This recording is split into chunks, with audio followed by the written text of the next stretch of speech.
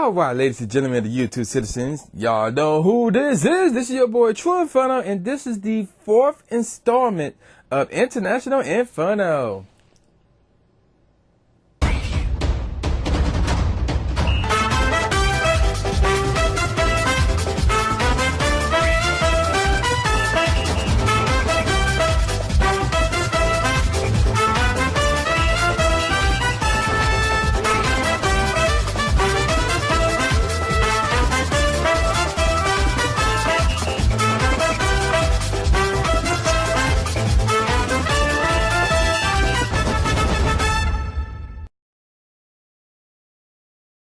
So as you can barely see, I'm currently home in Detroit, Michigan, but this is another International Inferno video because I'm giving you guys my review of my Bahamas trip. So I wanted to break it down to a number of categories. So the first category I wanted to talk about is where I was staying at. So where I was staying at was the Warwick Paradise Island Resort, and you know, it was nice. This right here was my very first resort that I ever stayed at, so it was pretty nice, you know, based on what I experienced, what I saw, and what was available and things of that nature, because the deal that we got was an all-in exclusive deal. So everything that they offered, which was like free food, like 98% of the food was free drinks. You know, they gave us opportunities to go on excursions, you know, like go to the beach, go to the casino, bike riding, you know, play basketball, tennis. You know, and obviously use their pool. Their pool setup was nice. I really like their pool setup. It was really, really dope. I really like it. Their beach setup, in terms of what was at the resort, could have been better. Now, the beach that they took us to was better, obviously. That one was much better. The room, you know, you saw the room in episode 1. The room was nice, you know, everything was all right.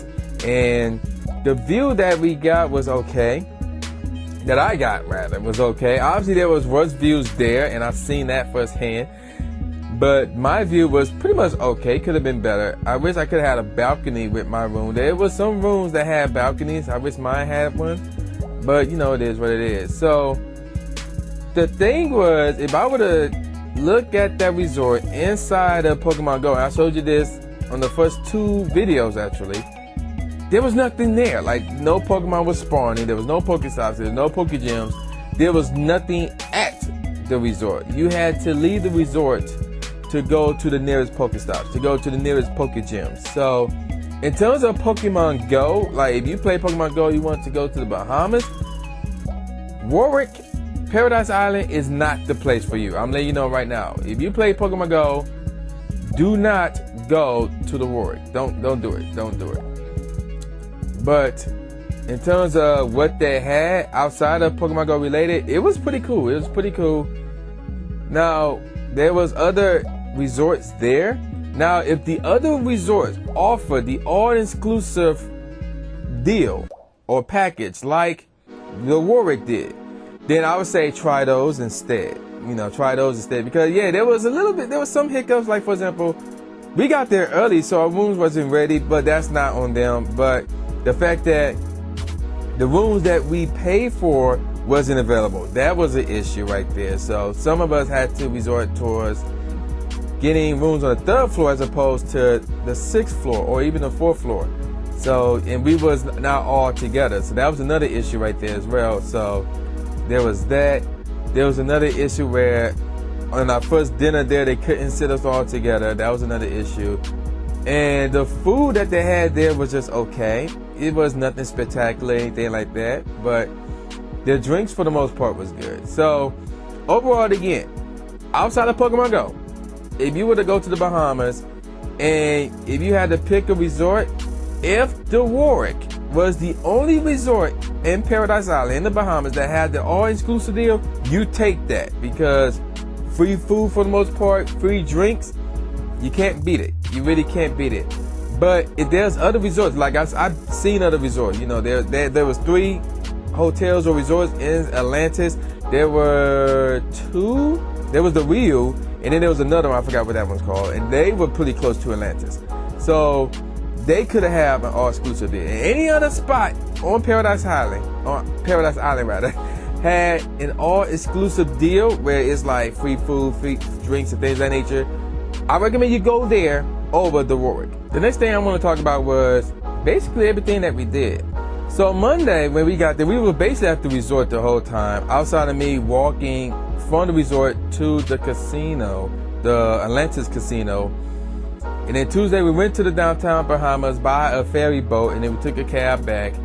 Wednesday, and then obviously I went to the casino again on Tuesday. Actually, they did as well. Wednesday, where did we go Wednesday? I think Wednesday we went to the beach. Yeah, Wednesday we went to the beach, and that was cool, obviously. And then we came back, and then I went to the casino again. And Thursday we went back to the downtown area, and I could have done something different than what we did on Thursday. So I'm gonna give you guys some advice right here, right now.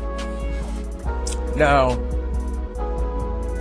what happened was we were given an opportunity to make, I think it was $75 or $100, something like that, if we were to attend this presentation done by this one company.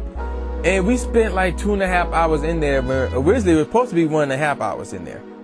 And basically they gave us all these but they gave us all these, everything that it had to offer. Like, yeah, you'd be staying at resorts, you'd be traveling, you'd be saving money on this, you'd be saving money on that, blah, blah, blah. All you have to do is just join our membership. And I'm like, okay, well, I'm just rating what's the catch. And the catch was 5 figures. It was, yeah, you had to pay like 5 figures right then and there on the spot. And they kept lowering it, lowering the price down. And we was like, no, because it wasn't not just because of the money, because it's hard to explain in terms of what happened there. It wasn't just because of money. It was the fact that they wanted us to say yes right then and there, instantly, like immediately, right there. And we don't work like that. We like to, okay, read what you have to offer. Read every fine print, because it may sound good originally, and then once you say yes, it's a wrap, because you signed on to something that you had no knowledge of prior to you signing it. So we wanted to take a pamphlet or a brochure home, read it over, and then my thing was, if it looked good and that price was still good, I'd be like, hey, let me call you, or let me contact you online, and we could be like, yeah, we like this, we're going to take this deal, blah, blah, blah. But the thing was, obviously that's against the law in the Bahamas. So if we were to say yes to the deal, we had to go back to the Bahamas, go see them again, and accept the deal. We was like, yeah, that's not happening anytime soon. So there you go with that. And then they gave us a grand total of $100 as opposed to us $100 each. So it was like, man. So 2.5 hours wasted. So if you go to the Bahamas, or really anywhere for that matter, the Bahamas, Jamaica, Puerto Rico, Dominican Republic, wherever, and somebody say, hey, we want you to sit for this presentation, it's going to be out. Just say no. Just say no. If there's a bunch of y'all, just say no. I'm letting you know right now, just say no. This is because, you're going to be bored. You're going to be, I wouldn't necessarily say you'd be bored, but you're going to be sitting there for a long time, and you would not like the final result of what, in terms of what they were offering you. Like, yeah, we give you all this for this amount, and we need it now. So just say no. Yeah, free money is free money. But again, it's no. If it was like 2 of y'all and they say, hey, we want to give you $100 just to sit for the presentation, okay, that's fine. But if there's like more than 2 of y'all, no, just say no. So that was like the only downfall, one of the 2 downfalls to the trip. So in terms of everything that we did there, it was good.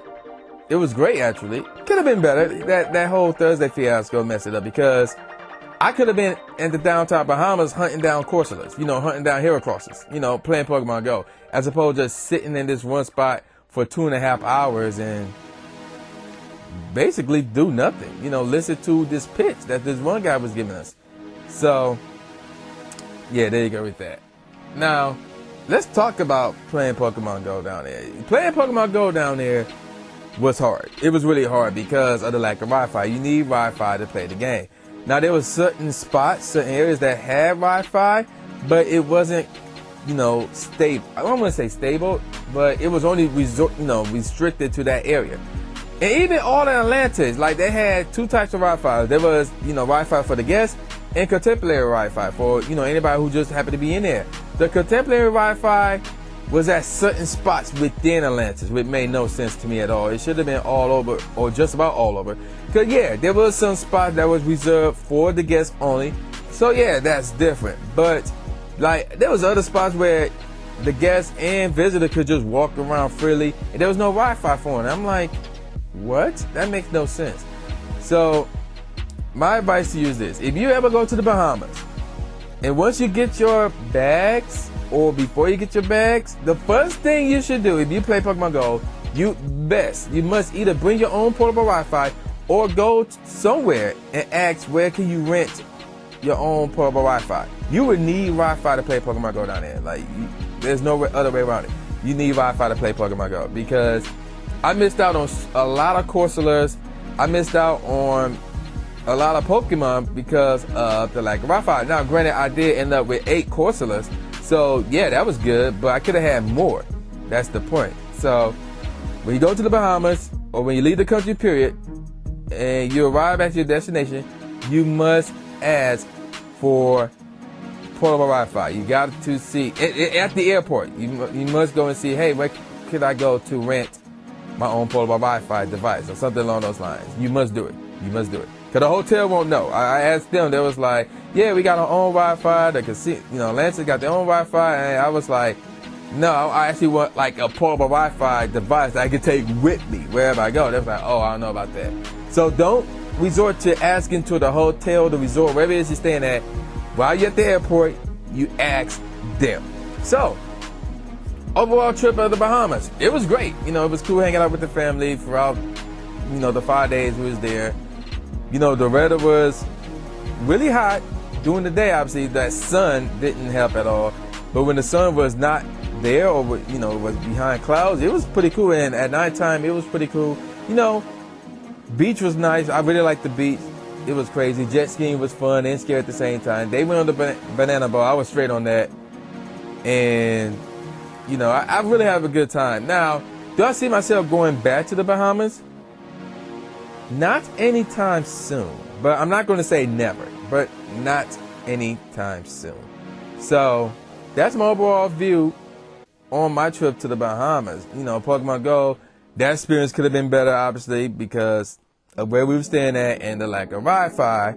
And then, of course, there's that whole 2.5 hours sitting through that presentation. But outside of that, everything else that I experienced was good. Like, it was really, really good. So, that's my overall review of the Bahamas. So, where will I be going next? I don't know. The family talking Jamaica. I'm talking Japan. So, who knows? Wherever I go, it'll more likely be next year. So, with that said, y'all know who this is. This your boy, the New J Gatsby, aka New Stephen A. Smith, saying peace out, y'all, and I'll see y'all next time. Yeah. After you subscribe to the channel, make sure you click the bell icon so you never miss a new video or a live stream ever again. Thanks, guys.